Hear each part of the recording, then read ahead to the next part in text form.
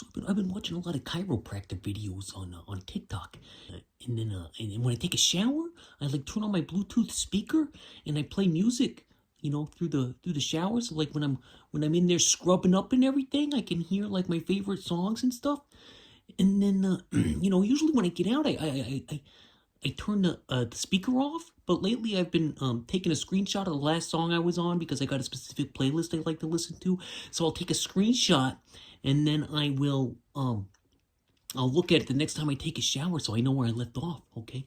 So I guess I had forgotten to turn my Bluetooth speaker off. So then I go downstairs and here in the theater here in my video store /theater/arcade/ vinyl record store, and then I turn on a movie that I was watching for this week, and when a commercial came up on Prime, because Amazon likes to put commercials on this premium service that I pay for, unless I pay them a few more dollars a month. I'm like, screw that. I started this without having to get commercials. Now I got to pay for not getting commercials. What are you doing to me? This is highway robbery, okay? So anyway, while those commercials are playing, I fire up TikTok, and the first thing I noticed is there's no sound, okay? There's no sound. Now, the shower's upstairs, okay? It's upstairs, I call it, because I got a tri-level. And the shower's upstairs, and then it quickly dawns on me, oh, crap, I left my Bluetooth speaker on, so something's blaring up there, okay? And Emily can hear it, and Lucy, she goes, Dad, what are you listening to? And then Emily sends me a text message. She says, Jeremy, are you watching porn down there? And I said, no, I was watching a chiropractor video on TikTok. It just automatically comes up as soon as I fire up the app because I've been watching a lot of chiropractor videos. Like they got this guy that looks like Stanley Tucci, who's got this like little fake clicker pen looking thing. And he just clicks on people with this pen. And I just find it very relaxing, even though I know it's a bunch of hogwash. It's almost like, it's like watching people get massages to me. It's just like, I get that vicarious chill and thrill, like an ASMR type of situation. Excuse me.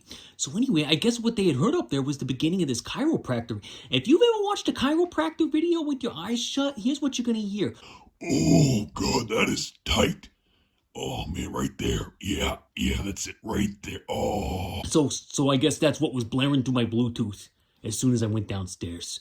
So I had some explaining to do, and I said, Emily, I swear I do not watch adult content on my phone, okay? I don't watch it on my phone. We're on? Oh, I didn't realize. Oh, okay, I'm sorry.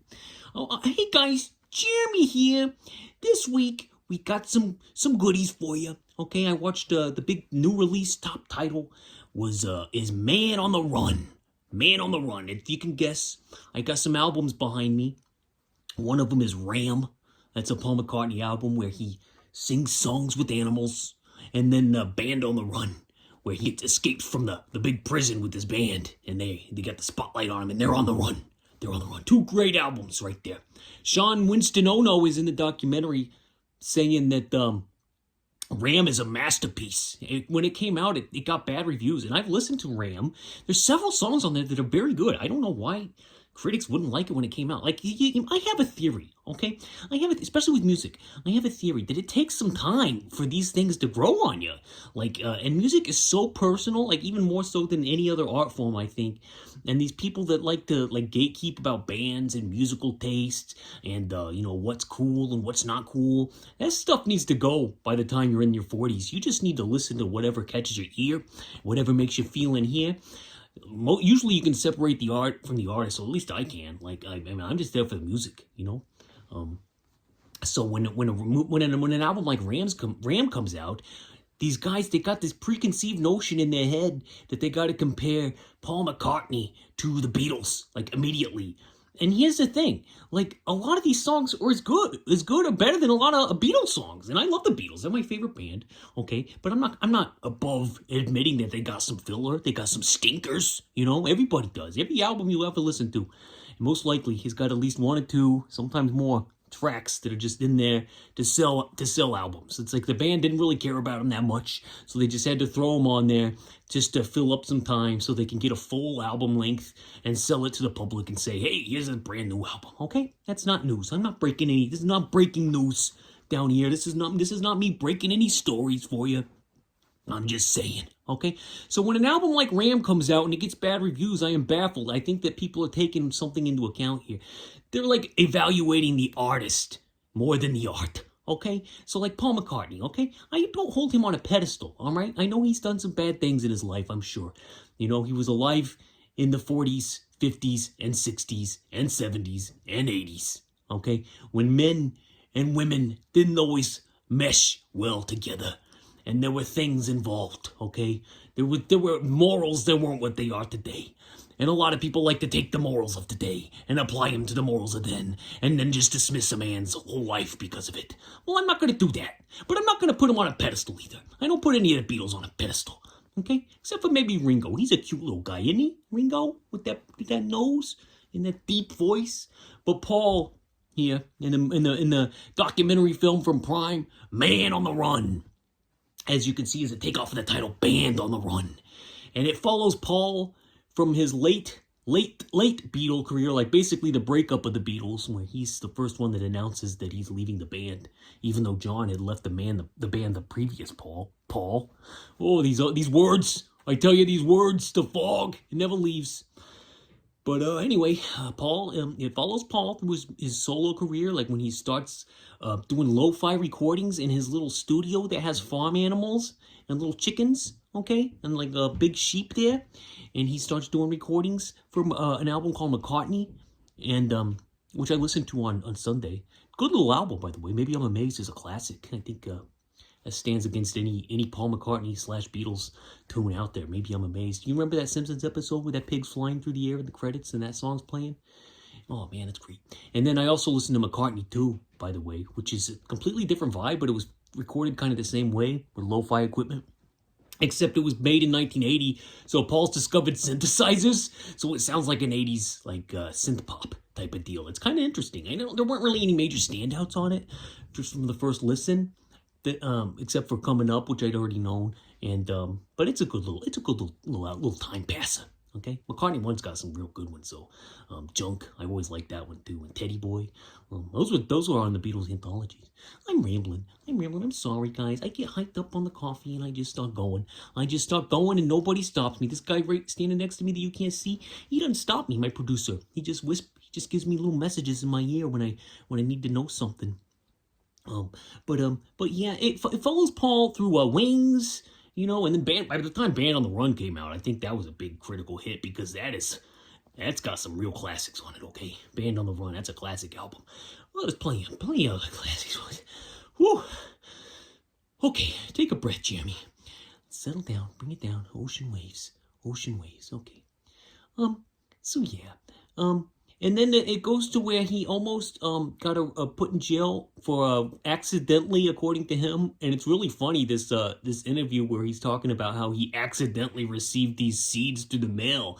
And then he just kind of accidentally happened to plant these seeds into plants in these perfect conditions to grow marijuana. Yeah, sure you did, Paul. And he's like, well, I thought maybe I'd get like 7 days, maybe bring me guitar in there, maybe strum a little dum-dum on the donkey donk. Yeah? Okay. That was my Paul McCartney, okay? Which I've stolen from Dana Carvey. Yeah? Oh, what that was. He's like, he goes, well, he's got that. That's all it is. A little donkey donk on the donkey donk. But then there's another time when he goes to Japan, okay? And this time he's got like a brick on him, okay? And he's looking at 7 years. Paul McCartney in 1980 was looking at 7 years in the Japanese slammer. But they deported him instead. And I don't think he did any time, but he did spend like a week in jail, away from his beloved Linda, who his Emily is my Linda to his Brenda. I don't know what I'm talking about. I'm trying to do one of those analogy things that you saw in the SATs, which I didn't take because I had a feeling that if I took them, I'd do very bad and it'd be haunting me to this day. So that's why I didn't take those, because I wasn't a very responsible teenager. But that's okay. Academically speaking. Morally speaking, top of the line. But academically speaking, don't look up my grapes. My grapes, Gavin Newsom. Is it worth watching? I'll tell you, if you like the Beatles, If you like the solo Beatle careers, if you just want to track what happens after the Beatles broke up, I recommend any documentary that focuses on anything that's going to show footage of the Beatles and music from the Beatles and interviews from the Beatles. I would just automatically be, I'm automatically in, and it's automatically a heart for me. I don't give star ratings to documentaries. I can just give you or thumb ratings, but I can give you a recommend. Okay, a recommend for sure, especially if you like the Beatles. And that's all I got to say about that. Yeah. Okay.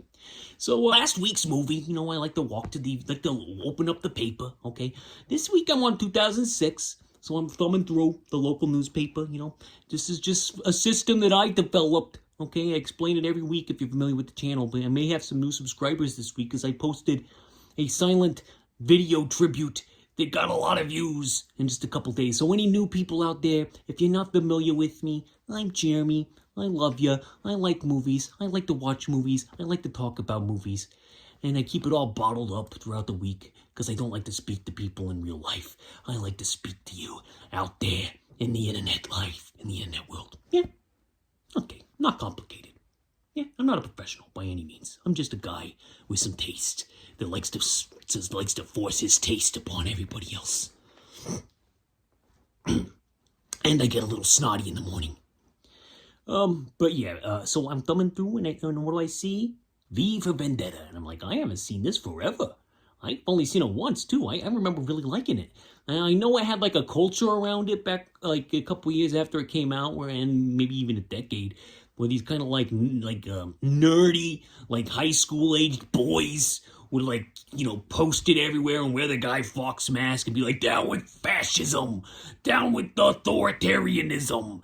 And then we were all rolling our eyes and we're like, oh, well, look at these guys. Look at these guys obsessed with something that has absolutely no bearing on their life whatsoever. Well, look who is right. And look who, I apologize to all of those young boys out there that were trying to warn us of the dangers of what can happen when a corrupt, propagandist, authoritarian regime comes raining down in the land of the good old freedom and US of A. Because it's out there right now. It's out there right now. And people say, V for Vendetta, that's a little too on the nose. I think it's a little too on the nose. Well, guys, we need some stuff that's on the nose right now. Maybe some people out there need a playbook. I don't know. Is this a playbook? Oh my God, I can't imagine. Guys, I'm a simple man. I enjoy simple things. I like lollipops in my mouth, okay? I'm not gonna go out there and cause trouble. No, sir. I'm Jeremy. I don't do any of that. I got a family. I got an Emily there. I got a Lucy. I got 2 dogs. Okay, and I got a little two cats, and there's some adopted cat that Emily threw in a cage down here. Not Penny, by the way. She's found a new home. This is a different one, kitten. Hopefully she's not here too long. This is scary stuff. I don't know how this movie V for Vendetta just proves, okay, that all of this has a precedent. It's known. It's a tactic. It's something that can be studied and learned from in real life and in movies. Like there's one cool quote in here. It's like something about artists using lies to tell the truth, and the government using truth to tell the lies. I think I totally butchered that, but it's something like that. Look it up. Look it up on the Google machine, and you'll see what the quote is. It's a real good one. I swear I heard other quotes in here that were like, didn't Pete Hexes say that? Do they watch this movie? And do they watch this movie and think, oh yeah, that's what we gotta do. Oh, the regime, Andy, the bad guy, the guy in charge. He's got it all right. We gotta crack down. We gotta keep the people under our thumb. We gotta make sure everything's controlled to the point where nobody can do anything, and our freedoms are an illusion, and they may not actually be there. Maybe that's already been that way. Maybe it's been that way since the dawn of time. But did people look at Obama and see this? I don't know. Did they? Did they look at Joe Biden? I doubt it. Well, they probably did. They probably did, and that's how we got Donnie. What am I doing? I'm not doing politics. I'm doing movies. Okay? And V for Vendetta gets 4 thumbs. 4 thumbs up from Jeremy. There's one sequence that doesn't sit right with me. I find it extremely troubling. I think it's manipulative, and I think V might not be the icon that the people need, even though his heart is in the right place for sure.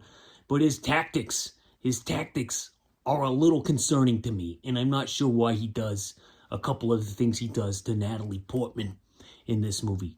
And Natalie Portman's accent could use some work. Okay, she's like me trying to do an accent. Hello, V. How we doing this morning? Gonna eat the neggy on the omelette, are we? It's not that bad, but it's pretty close. But yeah, 4 thumbs and a heart for V for Vendetta. And when I say and a heart, that's on Letterboxd. Some people are confused by that. I'm just look up Jeremy the Puppet on Letterboxd, and you'll see all my movies that I watched. Yeah. Okay.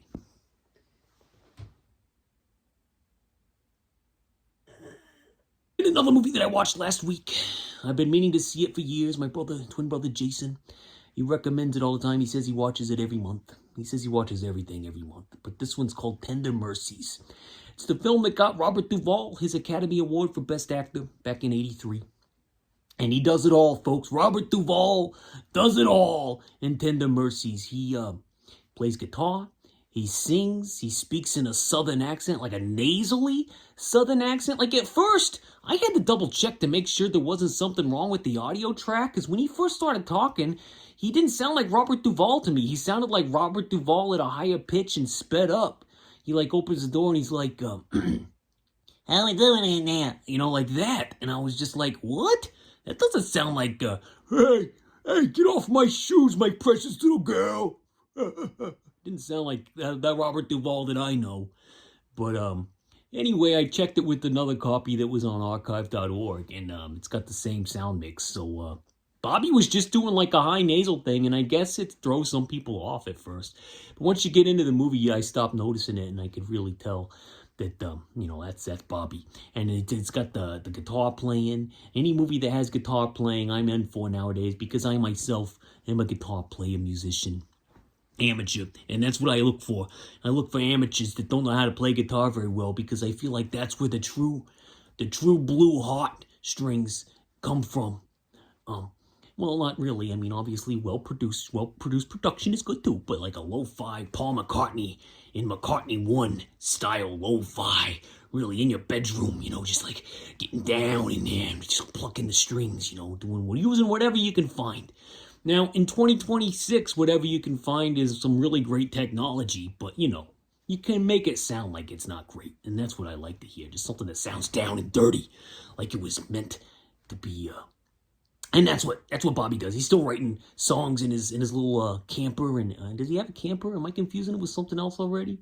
He's writing songs on the porch, and he's trying to give the songs to that guy from Twin Peaks with the creepy eyes, that's the shut-in, who's obsessed with Laura Palmer, like they all are, and he's in the band there that Bobby Duvall gives the song to, and they want Bobby to join their band and perform with them, and it's just a character study. That's all it is, and it's got young Ellen Barkin. Tender Mercies, 3 thumbs up and a heart on Letterboxd. Okay, recommended. It's a short ride too, very short for a character study. 92 minutes. It just zooms by. Zoom. I found a copy on Archive, by the way, and that's where I watched it. It was a Blu-ray whip, and bless the angel that allows this library, because some of us can't get to the library. Some of us doesn't like to spend absurd amounts of money in these economic times, and to have a nice little resource like Canopy or Hoopla, or even some of the ad-supported streamers out there, really helping us out. So I thank you, okay, from the bottom of my felt-tipped heart. Thank you, you sweet angels, for keeping the old cinema alive for us cinephiles, as they like to call us. And the last movie that I want to talk about is Tubi Friday. I call it Tubi Friday, but it's more like a vibe than sometimes being on the actual streamer of Tubi. Tubi's got a vibe already, okay? And if you know it, you know it. If I have to explain it, you're not watching enough Tubi, okay? You're not flipping through Tubi enough if I have to explain what the Tubi vibe is. So the Stendhal Syndrome is what it was called. Is what I found. I found it on Amazon Prime. It's a Dario Argento film from 1996 because I'm looking for some 96 flicks. And it's not exactly a horror film. It's more like a mystery thriller type of deal. Not as violent. Oh, I mean, okay, I'll take that back. It is disturbing. It's triggering. It is violent, but it's not as like grotesquely gory as some of the. And even though there's some gore, okay, there's not. I'm not going to say there's not any gore because there is, but it's some of like the real sick stuff that Dario likes to focus on, like the medical almost dissection of murders and pills. In this case, going down a gullet. Has been replaced by, instead of practical effects, he uses this really bad 90s digital CGI effects, which are quite quaint and even charming. I'm curious how they played in 1996. Did people think this stuff was real? Because it looks bad. But that's okay, because I liked it. It helped date the movie, in a good way. Maybe some people think it was a bad way, but I think it was a good way. But anyway, it's about Asia Argento. By the way, am I explaining these movies very well? I'm so sorry. I'm all over the place. I'm on the coffee. Asia Argento, who I am a fan of her work. Personally, I think she's been through a lot of stuff. She had the issues with Harvey, and apparently she had some issues with some kid that she was hanging out with. And it's just a big mess to untangle with her personally, but I can separate the art from the artist. And as an artist, I am a fan of her work. I think she's a beautiful actress. And that's not the only thing, obviously. I think she's a talented actress. And in this movie, I think she probably should have been nominated for an Oscar. Like, if I was nominating the Oscars in 96, I'd throw one to date Asia Argento's way.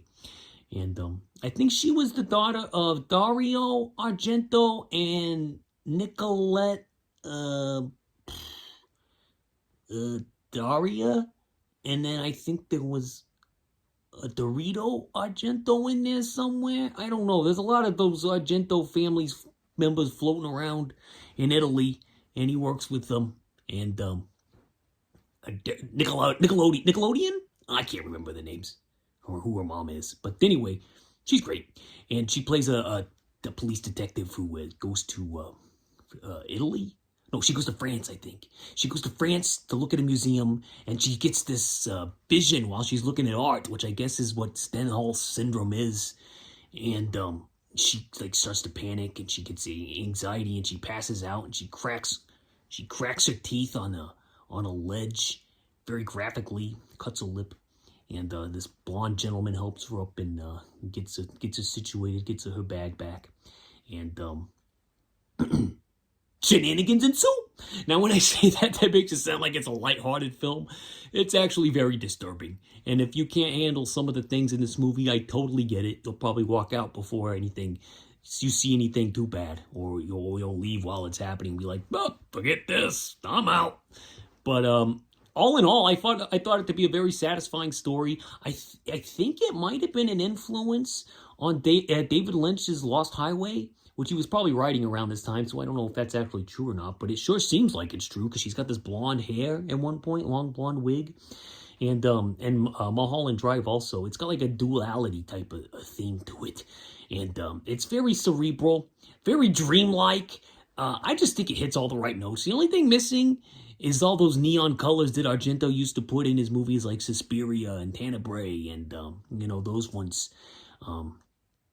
Deep Red, actually, I think it started with Suspiria, but it's just like it still looks good though. I mean, it's just him in the 90s, so he's got to move on from that, I guess, at some point, or he thought he did. But still some great sequences.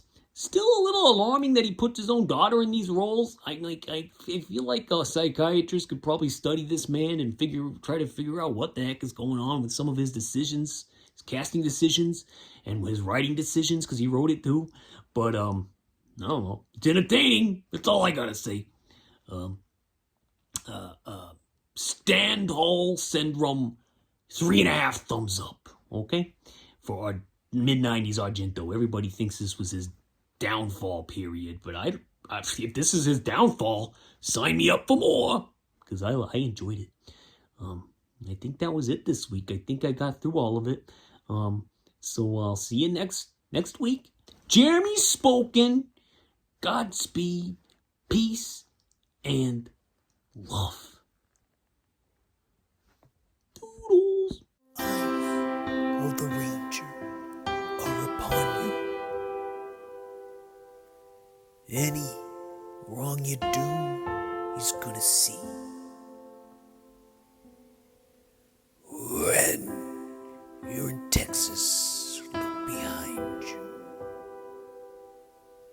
'Cause that's where the ranger's gonna be.